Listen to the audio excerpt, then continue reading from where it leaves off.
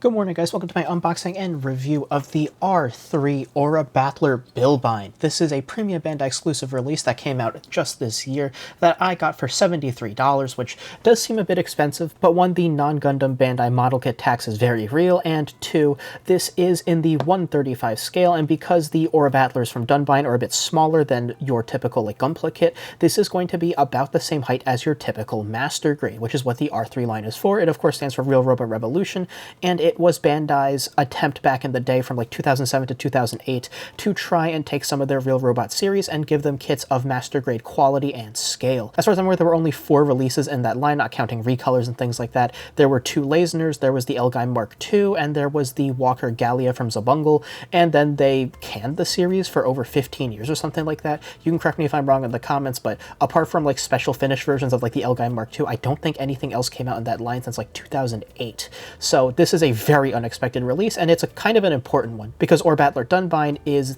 I'm pretty sure, the first isekai anime to ever be made. So yeah, taking a look at a lot of historical series in recent weeks with Mazinger Z a couple weeks ago, and Aura Battler Billbine here, which is of course the upgrade to Dunbine. I know there are a couple things that make this model a little bit weird. One, they changed the scaling of the cockpit, so I'll throw a picture up on screen now, but of course the Aura Battlers are smaller than your typical like Gundam and things like that, so the cockpit actually takes up most of the torso, and in the master grade Dunbine that had previously released, that was the case. The scale was right, and the pilot took up a ton of space inside of the torso.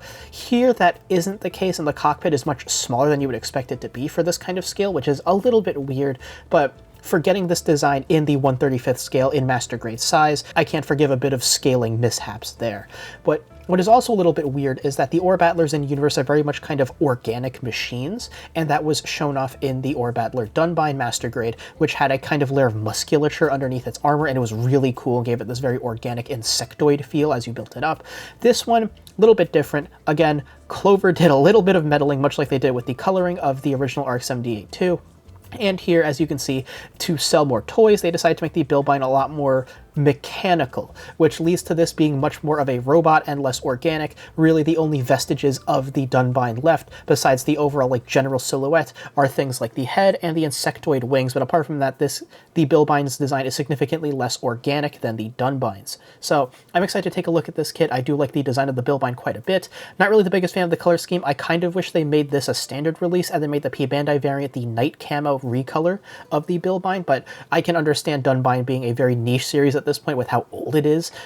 So yeah, a little bit of a shame that this is P-Bandai limited, but excited to take a look at it nonetheless. So of course, getting to the box art here, this is of course harkening back to the original Dunbine model kit box arts. This very kind of classic style of box art. I really do love how this looks. It's very retro in all the right ways. If you take a look at the model kits for things like the Drumlo and things like that, they're very similar to this, so I do really like how this looks. And of course, it shows off the Dunbine here with the, I think it's called the Aura Shot Rifle, as well as the Aura Sword over there in both its standard battler form and the Wing Caliver mode. Very similar to something like the Zeta Gundam. You can transform to this unit here for long-range travel and high-speed maneuvering and things like that. So of course, on the side of the box here, we have the painted build of the kit showing off its accessories and gimmicks. Of course, we have the Aura Sword Rifle here. Okay, a little bit off in my recollection of the name, but of course, it can switch between the rifle mode there and the blade mode here, where it deploys out a beam blade, which is pretty cool. Of course, you get a variety of different hand option parts. You get the Aura cannons on the back there for some heavy ordnance. Of course, you get the insectoid wings. You get some claws here that can be deployed on wires. You get the Aura sword, which is of course the main melee weapon of the Billbine.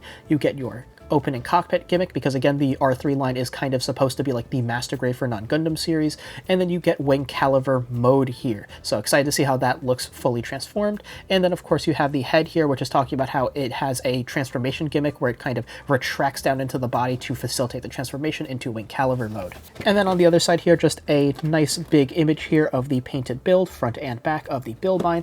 Of course, talking about the high grade Aura Battler Dunbine. Don't remember exactly when that came out, but it is a new mold compared to the very old original Aura Battler Dunbine high grade that came out in like 2000 or something like that. But of course, here's some information about the Aura Battler Dunbine series. Of course, talking about how it broadcast in 1983, which makes it almost 45 years old. And of course, talking about how it is available for streaming in Japan only. Not sure if it's available outside of Japan. I'll look it up and throw it up on screen now if that's the case. So inside the box, we will get 8 bags of runners with plenty of runners inside the bags. Very much what you expect from a master grade type of complexity here. And then of course you get this standard style manual here. Again, between this and the box, of course you get an image of the nice painted build of the Billbine here in a dynamic pose here with the Aura sword out, and then some screenshots from the show there. And then just talking about some development of the Billbine itself. On the back here, a lot of what you saw on the sides of the box with the painted build of the Billbine engaging in a bunch of different poses, showing off all of its gimmicks in caliber mode, with the Aura rifle in sword mode, with the Aura sword, etc. You get your color guide up here in English and Japanese in full color. Of course, looking at your parts list here, this does look pretty typical for what you would expect from a master grade style of model. Maybe a little bit simplified, but still a plenty robust build. Of course, this is going to be relying on polycasts, but you're not going to be using the majority of them. So this kit should still feel pretty solid, being a mostly plastic on plastic build. Of course, here you get into your simplified assembly order, very similar to a typical Gundam master grade. And then you start, of course, with the chest unit here. Already seeing one of the large color correcting stickers you're going to have to use on this kit. It looks like the sheet is only going to have one large color correcting sticker and then a couple of what you would expect for, like, I think sensor details and stripes and things like that. Pretty typical from what you would expect from a master grade. So of course the torso is going to build up in a fairly robust way. The cockpit here, again, much smaller than it should be for the scale of the Aura Battlers. Again, this is 1/35th scale and the cockpit's built up like it's closer to like 1/100th scale. And of course you start assembling the torso around the neck assembly there. Put in the door for the cockpit hatch, start building up your torso. Looks like there's plenty of parts layering in the torso here, plastic on plastic joints for the ab articulation and things like that. So yeah, this should look pretty nice at the end of the build. Then of course you get into your head here, which does seem somewhat simple, but should have all of the color separation you need to have a fully accurate Billbine head. You get into your arm units here, which does seem to be building up in a very nice way. Lots of parts layering, fit relatively involved. Of course, you build up your two arms separately. You're going to have typical hands behind these kind of like claw wrist guard things that can deploy out on the wires like you saw on the sides of the box.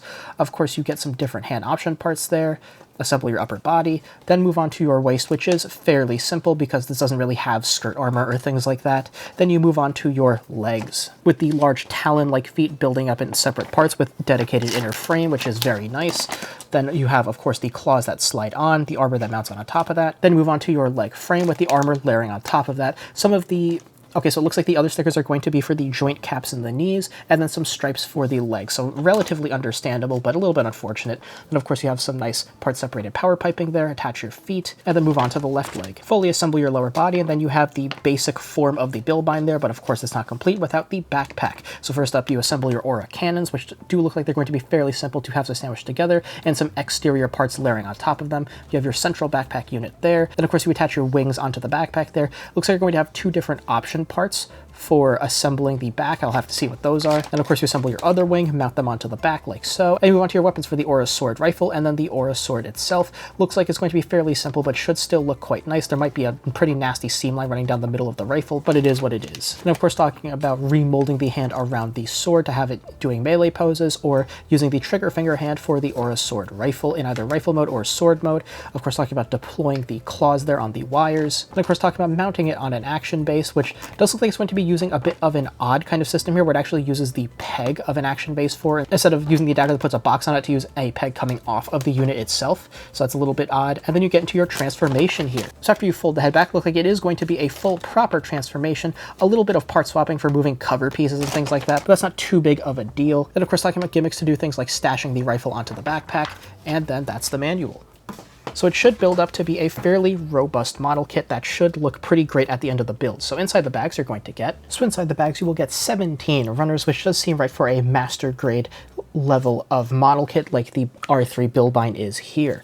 Of course, in addition to those runners, you'll be getting this relatively large sticker sheet, but again, it's only a few details. You get a large red sticker here for on the torso. You get two black circles here for the joint caps on the knees, and then you get two black stripes for the front of the legs. Yeah, a little bit disappointing, but should be fairly easy to paint in yourself if that bothers you. And then of course you will also be getting these 4 wires for use with the claws when they're like being remotely deployed from the arms. So you'll see that in the posing section. As for the runners themselves, So these runners were printed in August of 2025, starting with PC-121 here for a set of 1/100th scale polycaps. We are not going to be using the majority of these, so the kit should still feel fairly stable, and the few polycaps used in it should not pose much of an issue. So the rest of the runners, I believe, are going to be new for the R3 135 Billbine. So starting with runner A here with a design date of 2025, this is of course going to be our multicolored runner coming in 4 different colors. We get a kind of darker mint green over here for some accent parts, which look like parts for like thrusters or ventilation or things like that. You will be getting a slightly blue tinted primer frame gray here for all of our hand option parts for closed fists, holding hands, open expressive hands, and a trigger finger hand.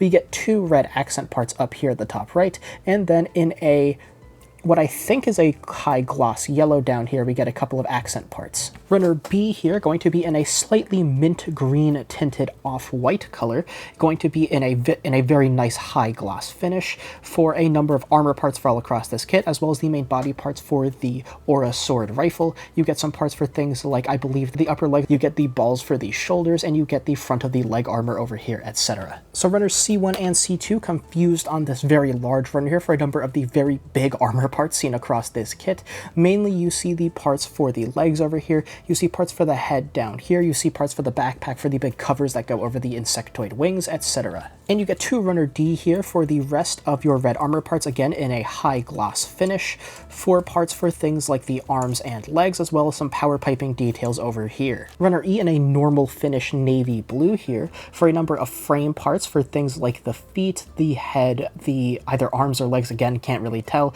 some accent parts for I think the Aura shot rifle, as well as parts for the scabbard of the Aura sword here. Runners F1 and F2 with this bottom right part shared between the 2 of them in that same kind of slight mint green off-white color for the rest of the armor parts seen across this kit. 4 parts for things like I think the head, you see parts for the torso, parts for the legs, the arms, etc. 2 of multicolor runner G here coming in 4 different colors. You get the same standard finish navy blue that you saw earlier for a number of different joint and frame parts for across this kit. You get a high gloss injection gold here, which I don't think I'm going to repaint because I do think it actually looks pretty nice and should meld well with the slightly more retro look of the Billbine itself. So these are of course going to be parts primarily for the talons on the arms and for the feet.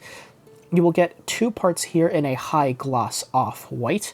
I'm not exactly sure what these are for. And then you get the 2 insectoid wings here in a clear bronze or clear amber color here that look really nice. Really excited to see how those look on the finished kit. 2 of runner H in a standard finish navy blue for the rest of the frame and joint parts seen throughout this kit. You also see a number of parts for things like thrusters down here, some joint parts for the knees over here, some joint parts for the elbows, parts for your Aura cannons over here, and the rest are going to be for frame and joint parts seen all across this kit. Runners I1 and I2 in a clear dark blue here for a number of accent parts for things like the torso for the cockpit hatch, I believe, and these 2 parts here go on the backpack, so when they said they were interchangeable in the manual, I think it means despite these 2 being separate parts, you can use them on either side and they'll look fine. So yeah, these should also look really nice on the kit and help give it a pop of color. Runner J1 here in this really nice high gloss injection silver for the blade of the Aura sword. So depending on how bad the nub marks are on the edges, once I snip this off the runner, I may end up repainting this part using a display metallic chrome paint marker just to see how that looks. And lastly, runner J2 in a clear yellow green here, going to be the Aura sword part of the Aura sword rifle for the beam effect here. And notably, this is much more translucent than other beam effects. It's a lot more opaque as compared to normal beam effects, which tend to be a bit more clear. This is very kind of smoky in finish, which is a little bit odd. So we'll see how that looks in the posing section. So yeah, plenty of parts for this kit, which should give it a pretty nice, robust build. Really excited to see how this builds up, and I'll see you after that build. All right, welcome back. Here is the R3 Billbine snap-built, panel-lined, and lightly painted, and wow, this thing is huge. I was expecting this to be kind of in line with a typical master grade, but I guess that was the master grade Dunbine, and because the Billbine is significantly larger than the Dunbine, it's also significantly larger than a typical master grade, so yeah. As you can probably see, I could barely keep this thing in frame. It is gigantic.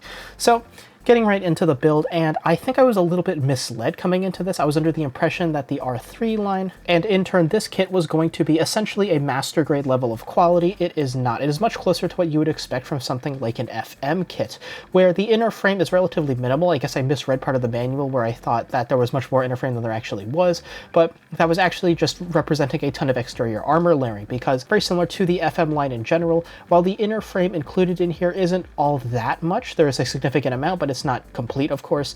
The amount of detail and exterior layering and parts layering that goes on the outside for replicating color accuracy and things like that is quite good. There's a ton of exterior parts layering with things like power piping in the legs, these small red accents in the chest, and a ton of different auxiliary parts in the backpack, all being color separated parts. There's a lot of nice armor layering and things like the arms for the navy blue frame to poke through the red armor, in terms of like stripes and small rectangle details and things on the outside of the forearms that are all really nicely part separated and look great. So the amount of layering on this kit is quite impressive. However, the actual like parts count of this kit and the actual assembly and things like that does feel relatively simple. The parts count is a little bit more limited than you would expect from a kit of this size, just because of the more retro design being not quite as, I guess, flush with detail and things like that. So while the parts are quite large, there aren't that many of them. The separation is there when needed, of course, but overall this kit is a little bit simpler than I was expecting it to be. It was still a very pleasant building experience, but parts like the backpack and torso were still involved enough to kind of scratch that itch if you want to have a more, well,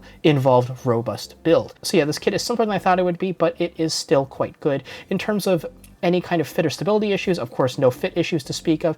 In terms of stability, this kit is quite back heavy given the rather large backpack that can extend out quite a bit depending on how you want to pose it, but the surface area the feet cover is quite large, having these really large bird talon things protruding at the back, which really help this kit with balance. You should have no problems keeping this kit balanced on the ground. The articulation might be a little bit of an issue, but I'm getting ahead of myself.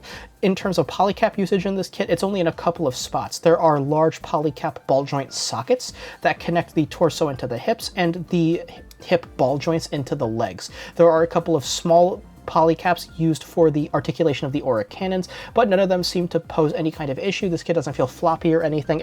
The connections are all quite good, and I don't expect that the polycaps will pose much of an issue on this kit. The vast majority are plastic on plastic joints, and the connections that are here do not seem to pose any kind of issue of the kit buckling or falling over if it's standing or things like that. So yeah, the build is relatively simple, closer to an FM than a master grade, but still quite pleasant. So coming back to this kit in the booth, of course I will get into any color correcting stickers I used before I talk about details you'll need to paint in yourself, and then get into my opinions on this design. So as you can see, I did end up using most of the color correcting stickers apart from this large red one here. So as you can see, the sticker is quite large, and it's one of those that come with like a little slit pre-cut into it because it needs to wrap around a curved surface, and that slit helps it follow the curvature of the part a little better and look a little more natural. But as you can imagine, if you don't apply it perfectly the first time, when you remove the sticker, there's a very good chance of it ripping down the middle because of that slit. So it did not end up using that because it ripped, and ended up painting in the part myself. So sticker one, that big sticker I ripped, was supposed to go. Okay, it's extremely difficult to see, but it was supposed to go down here, kind of towards the bottom of this part here, this assembly where the head is that rotates for the transformation. Again, really don't know how well you can see that given how recessed it is, but there is supposed to be a red detail kind of on the underside of this part of the neck assembly that I used a Display Mecha red paint marker for. But yeah, as you can see, it's really deep in there, and you're not going to notice it if you keep the Billbine in its standard form, not the wing caliber form, most of the time. Sticker 2, you get 2 of. They are going to be for the joint caps on the insides of the knees, just a black circle that goes inside of that joint cap. And stickers 3 and 4 are going to be the black stripes running down the front of the shins. So apart from that, all the details you will need to paint in yourself are going to be like dark stripe details to show kind of separations in the armor to show that they're hollow and that the frame is poking through.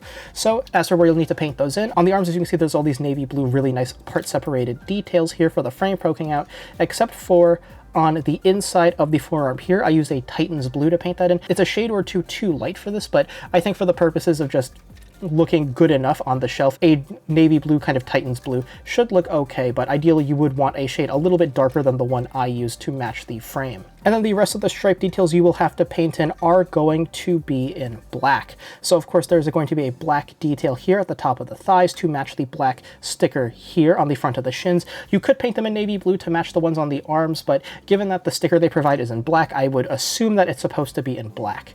And then the other black stripes are of course going to be on the side here underneath this power piping detail, and then extend towards the bottom of this booster unit on the side of the leg. And then there's going to be a black stripe running down the entirety of the inside of the leg there. So I used a Gundam Real Touch black paint marker for that. So yeah, those are all of the things you will need to paint on this kit to be color accurate, which is fairly minor and understandable at the end of the day. They are just relatively minor stripe details that, while they enhance the overall aesthetic, aren't exactly major details that are egregious that they are not color accurate. As for my opinions on this design, I do really like the Billbine, the way it feels a bit more robust and bulky compared to the very, I guess, spindly, organic insectoid Dunbine. So this does combine insectoid aspects with some bird aspects. I remember reading somewhere that to kind of visually demonstrate that the Billbine is much more powerful than the Dunbine, it incorporates bird aspects because birds eat bugs or something like that.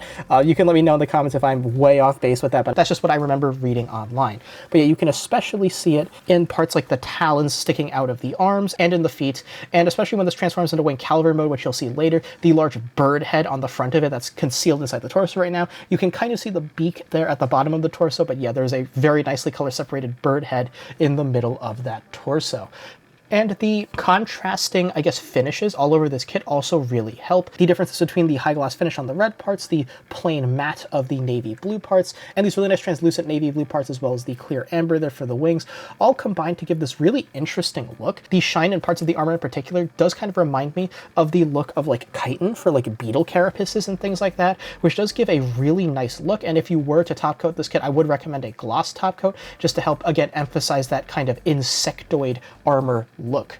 And the mix of organic geometry does also help enhance this idea of it being kind of based on organic things, being beetles and a little bit of bird influence, especially in the very kind of organic, gentle curves that many of the parts take in the forearms, in the lower legs there, especially in the feet. Those very much feel like talons. Again, all these gentle organic shapes that do contrast sharply with some of the more angular parts that the Billbine adds, such as the forearm armor and some very angular parts in the chest and head. Combine these organic and inorganic looks to make this feel like an in-between of a biological entity and a machine, which, again, clever push for this to be a much more mechanical design, and you can really feel this compared to things like the Dunbine. Although I do wish this did retain some more organic aspects from the Dunbine, especially that muscle layer underneath the armor. This kit is entirely like mechanical in terms of its inner frame and things like that. Well, the Dunbine, like I mentioned in the unboxing, had that layer of musculature that really helped set it apart and make it feel a little bit weird, which I do wish that this kit had retained to help it feel a little bit more unique. And in addition, the cockpit of this kit, like I mentioned in the unboxing, is way too small in terms of proportions compared to how this kit really should be. Again, this kit is not in 1/100 scale, this kit is in 1/35 scale. And if I articulate to open up the cockpit, I don't know how well you can see that, but as you can see, the chair here is sized more like if this kit was in 1/100 scale than 1/35 scale. Because if you take a look at the cockpit in the Dunbine, the pilot takes up the vast majority of the torso, and here this is a tiny, like, fairy-sized cockpit. So yeah, the scaling of that's a little bit weird, but if that's the sacrifice they had to make to keep the whole thing color accurate and with all that really nice color separation in the torso for the bird head and things like that, then I guess that's a sacrifice that I'm okay with, given how I think most people aren't going to show this kit with the cockpit hatch open. So yeah, I do really love the design of the Billbine in general, though I do wish it retained some of the more organic aspects that make the Dunbine in particular a bit more unique compared to other real robots. So for a quick size comparison, here's the R3 Billbine next to a standard sized high grade being the high grade Blue Destiny Unit 1 and a standard sized master grade being the master grade Gem Sniper 2 White Dingo team. So as you can see, like I mentioned earlier, the R3 Billbine is gigantic. As you can see, it towers over the Gem Sniper 2 there, and in terms of actual like measurements, so the Billbine stands at a head height of about 8 2/3 inches. So yeah, this kit will take up a ton of space on your shelf, comparable to some larger master grade kits like the new Gundam and things like that. So yeah, this kit is rather large and it is also rather bulky. As you can see, especially with how far the backpack protrudes off of the Billbine here, you will need plenty of depth-wise space to have this kit displayed on your shelf, and especially with the wings deployed, you will also need a ton of width-wise space to have this kit displayed. So yeah, this kit is just kind of huge in general, and you need a ton of space to display it, so just keep that in mind if you are planning on picking this up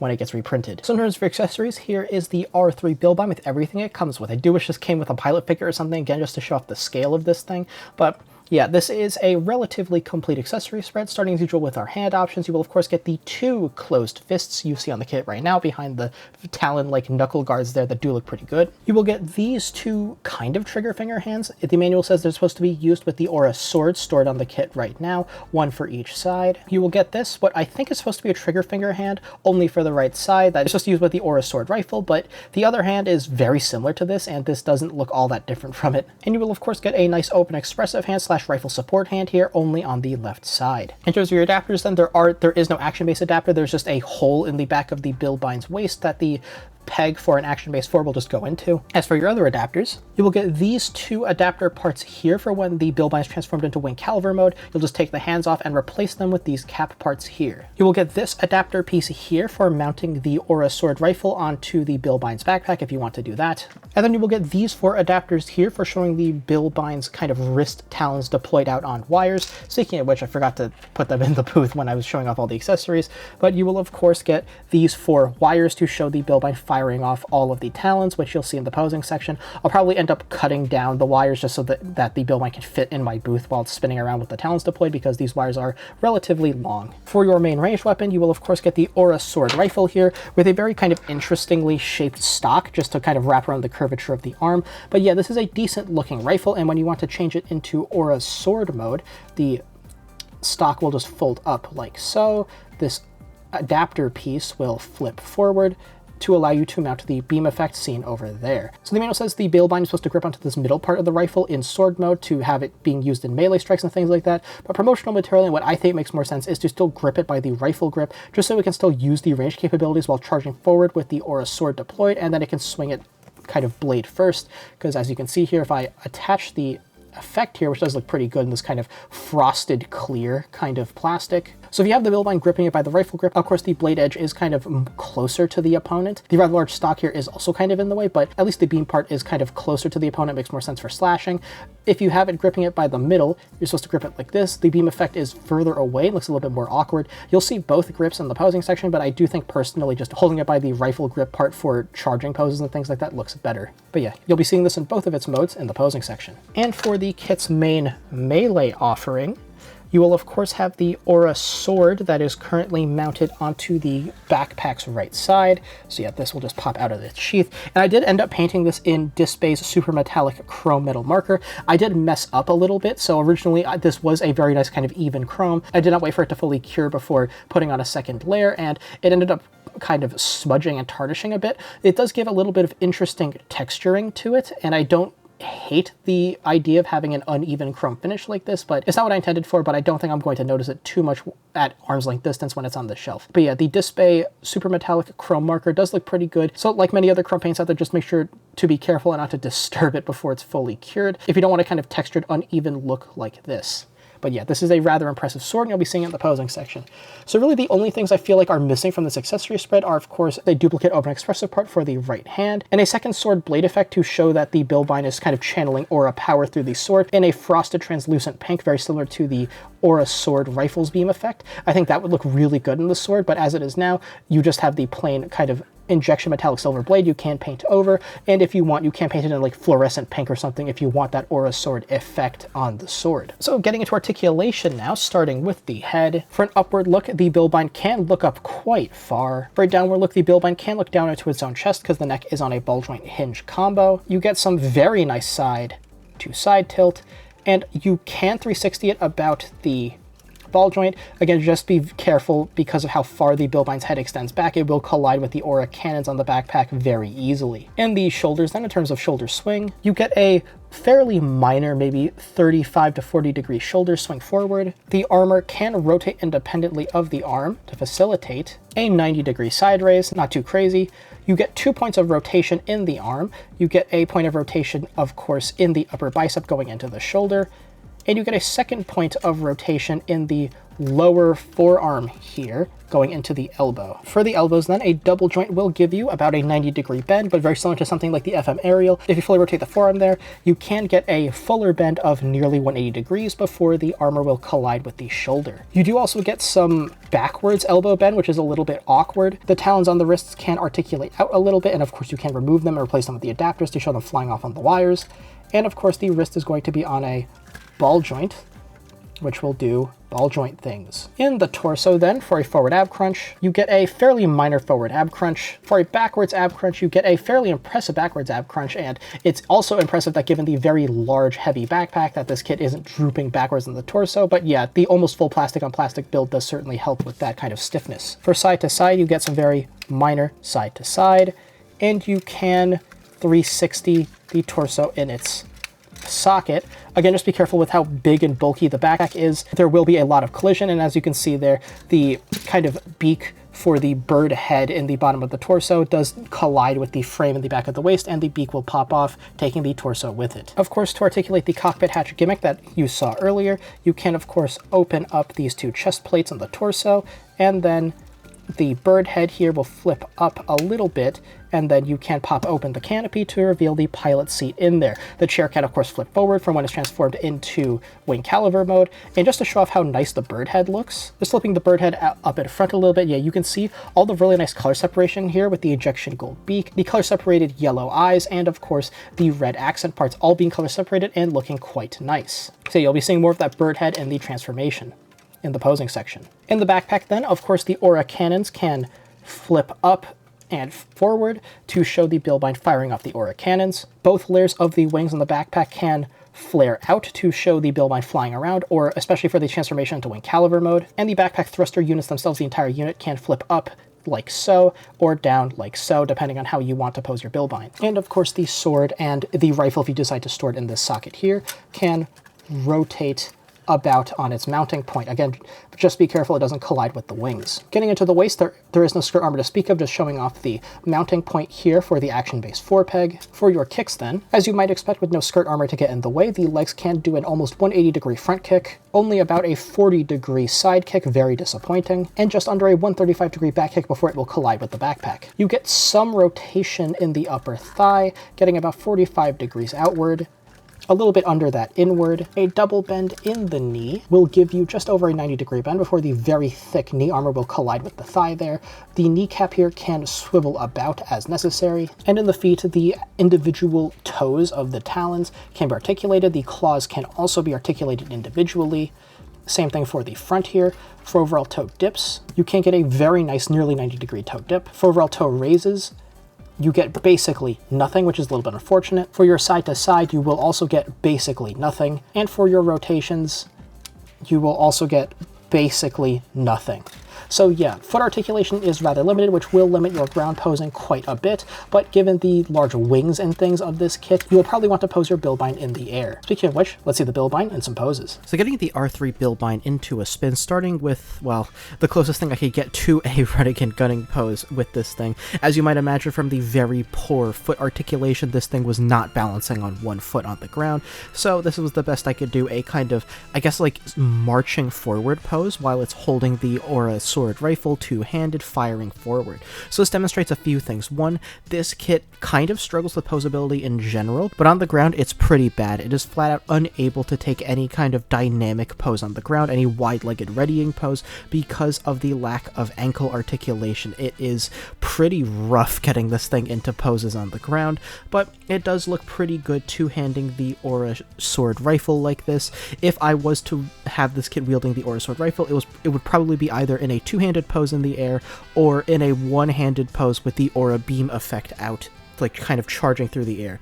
As it is, it looks alright in this kind of stable pose here, but again, this takes up a lot of space because of how wide you need the legs to be to actually balance. It looks pretty bad because of the lack of ankle articulation, not being able to plant both feet on the ground, and is kind of wasting a little bit of potential of what this kit is capable of, because again, having those large insectoid wings, you kind of want this kit in the air doing something a little bit more dynamic than this. So yeah, this isn't really how I would consider posing this kit on the shelf. It looks pretty bad. So to cover all my bases, here is the kit in a kneeling pose, firing the aura cannons upward and shooting out the talons on the wrists upward with the wires.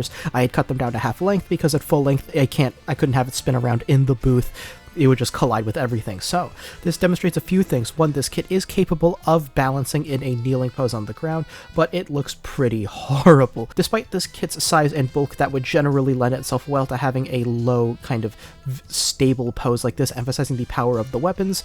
The Billbine, as you might imagine, doesn't really lend itself well to that because of, again, having the large wings really lending itself well to being posed in the air, and once again the poor ankle articulation meaning that this kit looks really unnatural in these grounded poses. But this shows off a few things. One, the aura cannons do look pretty good as a weapon, so if you have the kit kind of charging through the air, having the aura cannons deployed and firing like you'll see in a pose in the conclusion section does look pretty good, and having them be on a kind of arm that can swing out over the head does look pretty good as they're firing out. And two, having the talons on the wires doesn't necessarily look the greatest. There's going to be a pose later in the conclusion section when it's in Wing Caliber mode where it's firing all, well, 3 of the 4 talons out because I had lost one of the wires somehow, but it doesn't necessarily look the greatest. It looks a little goofy in my opinion. So yeah, while it's cool that they included that as a gimmick, not really something I would recommend doing. And in addition, the talons themselves were very tight on the arms. It was very difficult to get them off, and I was worried that I was going to break something. So if you are planning on removing the talons to articulate them on the wires, that may be something you may want to keep in mind, to like sand down the connection points a little bit just to make it a little bit looser than it is out of box. So yeah, really wouldn't recommend you have this kit crouching, really wouldn't recommend you having the talons firing out on the wires. The aura cannons are cooled out and you can incorporate them into some decent poses. So getting this kit out of the booth, because yeah, again, it's kind of huge, and in poses like this it's kind of difficult to get it actually spinning around in my booth without it colliding with things. Here it is charging forward, about to deliver a kind of thrusting stab two-handed with the aura sword, and this is really how you're going to want to pose the Billbine, or in poses similar to it, in very dynamic charging forward poses with one of its melee weapons, with the wings splayed out, looking very impressive. And you can articulate the talons on the feet a little bit, again to emphasize its movement forward, where they're kind of curved down a little bit to emphasize the speed of the attack.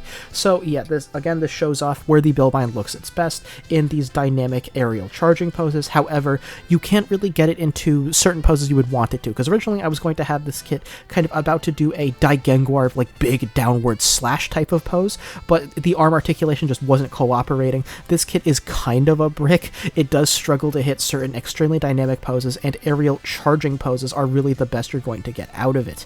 And even then, the legs are a little bit bricky in the way they articulate, and they can't get the kind of super dynamic movement you would want them to, especially the outward articulation being very limited to under 45 degrees. If you want to do something like the very iconic Ale Strike firing pose with the Aura Sword Rifle, you can't do it just because the legs can't go out that far and the knees can't bend far enough to get that kind of really dynamic posing. So yeah, this kit is very bulky and cumbersome to pose, but when it works, it really does work. Again, that might be my bias talking, because again, I really do love the retro designs of the Dunbine series, but the Aura Sword is a really cool weapon, and that's probably the weapon I would want to pose this kit with. The Aura Sword Rifle looks okay in rifle mode, looks cool in sword mode, like you'll see in some poses later, but I would want to pose the Billbine either dual wielding the Aura Sword and Aura Sword Rifle, although that does bring up some balance issues, especially with the beam effect. The arm holding the Aura Sword Rifle does tend to droop a little bit, so even though the arms are entirely plastic on plastic build, it isn't quite enough to fully hold the Aura Sword Rifle with the beam effect at full extension.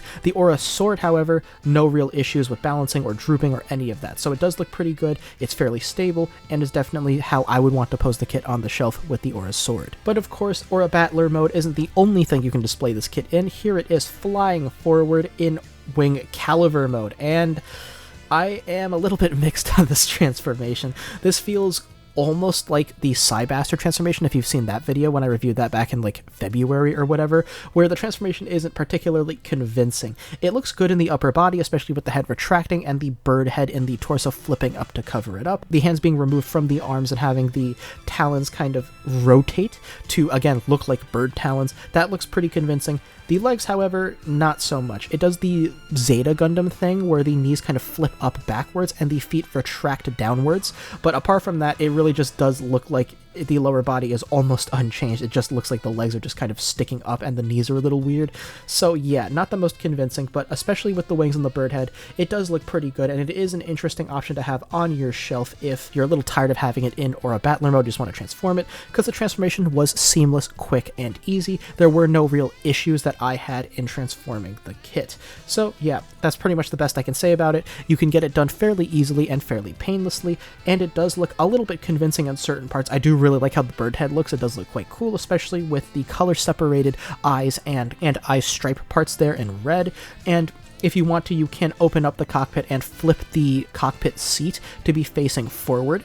so you can have a slightly more dynamic display like that, but without having actual like proper landing gear options, because you can't really have wing caliber mode on the ground. You need to have it up on an action base. It's not really something that I think would look very good, but yeah, this is definitely an interesting way to pose the Billbine, and I'm glad that this gimmick was included here. So I'm going to have the Billbine here in a readying pose on the ground with the beam effect on the Aura Sword Rifle, just to show what it would look like in that kind of grounded pose. Again, you can see the feet aren't exactly fully planted on the ground, look a little bit awkward, the Billbine is leaning forward a little bit unnaturally, but it does look pretty good. I was mentioning earlier that the grip that the manual says for the Aura Sword Rifle with the beam effect, where it's gripping the middle of the rifle, did look a little bit awkward compared to the charging pose with the normal rifle grip, but having actually posed the Billbine with it now, it does look pretty good in poses like this. So yeah, it actually does look alright, and both of the grip options for the Aura Sword Rifle with the beam effect deployed do look fine in different circumstances. So I'll leave this up while I get into the conclusion. So in conclusion, the R3 Billbine is a very unexpected release that is a bit of a mixed bag. It does bring a modern Bandai model level of quality to this very retro design that I don't think had received a modern entry. I don't think it got a high grade when they were doing all of the updated high grade Dunbine releases, but it also does suffer in certain areas. Namely, in articulation, this kit is a bit of a brick and does struggle to hit many poses, particularly on the ground. So in terms of the build, I was under the misconception when I was going into this that this was going to be a master grade level of model where it was going to have a full inner frame and be a very robust build. While the build is quite involved and very pleasant to work through, it is not quite master grade level. It is much more comparable to a modern FM kit, where the interior frame is quite lacking. It has all of the auxiliary parts you would need to facilitate articulation. However, it is not complete, and where a lot of the part separation and detail and care went into was in the exterior, with most of the armor parts being part separated and layering on very nicely, with things like the power piping and the legs being separate parts, with the red accent parts and the torso being separate parts, with the tiny gold part for the beak and the bird head that folds down in the torso being a separate part. All the builds together to make a very satisfying build with no fit issues, and while there is some polycap inclusion in this kit, it is relatively minor, being the socket for where the torso slots into the waist, and the sockets for where the balls coming out of the waist fit into the legs, as well as one polycap each for articulation in the aura cannons. None of them posed any kind of real stability issues, none of them felt really floppy or anything, so I don't suspect they will be an issue in this kit, at least not for a while. So yeah, the build for the Billbine, while not quite to a master grade level of complexity, is still very satisfying, is quite impressive, especially in the part separation in the armor, and is very stable. In terms of aesthetics then, this is going to be the main reason you would want to get this kit, I would imagine, being the very unique look of the Billbine here, where it is this kind of mix of robotic and insectoid features, although personally I do wish they kept more of the insectoid features of the original Dunbine, such as the muscle layer underneath the armor, and I even think it had a brain in the head if you took off some of the armor, which was really interesting. But yeah, this is quite unique, but the color scheme may be a little bit off-putting to some people, especially with how bright and toy-like Clover decided the color scheme had to be. But again, it's quite unique having those really nice translucent insectoid wings and combining beetle aesthetics with bird aesthetics in this kind of, again, mix of organic and very robotic design language. In terms of color accuracy, this kit is nearly perfect, just requiring some stripe details to be painted yourself in either navy blue or in black, but that's fairly easy to do, but not really something I'm going to hold against this kit. So yeah, aesthetically, this kit is quite interesting, and in terms of color accuracy, it is nearly perfect, requiring minimal effort on your part for perfect color accuracy, and the details are minor enough that you can probably get away with not painting them in and not really notice all that much. In terms of accessories then, the Billbine is almost perfect, coming with nearly everything you would expect it to. For your ranged options, it of course has the aura cannons mounted onto its back. In terms of the handheld options, it of course has the aura sword rifle that can be used in either rifle mode or sword mode in different grips, depending on the situation, that all look quite good. For your melee options, of course, you have the kind of frosted glass translucent beam effect that comes out of the aura sword rifle, and of course you have the aura sword, which does look quite nice, especially if you paint it over in a metallic chrome paint. For a slightly longer range melee option, you also have the option to mount the talons on the wrists on wires and kind of project them from the arms, but it doesn't look particularly good and is a little bit annoying to get done, with the talons especially being a little bit tight there on the wrists, and it is a little bit annoying to to kind of take them off to put the adapters on for the wires. All the options you would expect to be included are there. However, I do feel like it would be nice for them to include a second blade part for the Aura sword in a fluorescent or a translucent pink, again to show that the Billbine is running aura power through the sword, about to deliver an aura slash. And your hand option parts are also nearly complete, having closed fists, holding hands for the aura sword on both sides, and a holding hand for the aura sword rifle only for the right side, and an open expressive hand only for the left side. If they included duplicate parts for the aura sword rifle holding hand and the open expressive hand, I would say it would be perfect in terms of hand parts. And of course, you also have the wire and adapters for projecting the talons out of the wrists, like I mentioned earlier. So yeah, a nearly complete accessory spread, only missing some duplicate hand parts, and a second blade part for the aura sword to show that, well, it's running aura power through the sword. In terms of articulation, this is where this kit really does struggle a bit. In particular, the lack of ankle articulation severely limits your options on the ground, most of them looking rather unnatural because one or both of the feet are going to be not fully planted on the ground, not look the most natural or stable. Although this kit does not really suffer from balance issues given the very large surface area of the feet, despite it being very back heavy, not really that big of a deal. It's really just in kind of how natural it looks on the ground. And even in the air, you are limited a bit in the poses you are capable of pulling off, with your melee options being limited a bit by the lack of shoulder swing, and your dynamic posing being limited by your leg and knee articulation. While your front kicks are quite good, the knee articulation and side kicks really do limit how dynamic you can get your Dunbine actually looking at how far you can kick the legs out. So yeah, it's a little bit disappointing on that front that this design that is very largely melee focused does suffer in articulation this much, but in the poses it works. The Billbine does work very well. So would I recommend this kit? Yes, for simply how unique it is and for how long it's been since we got this design in model kit form, especially in the 1/35th scale, this is a very impressive kit. It is a little bit pricey, sitting around $73, but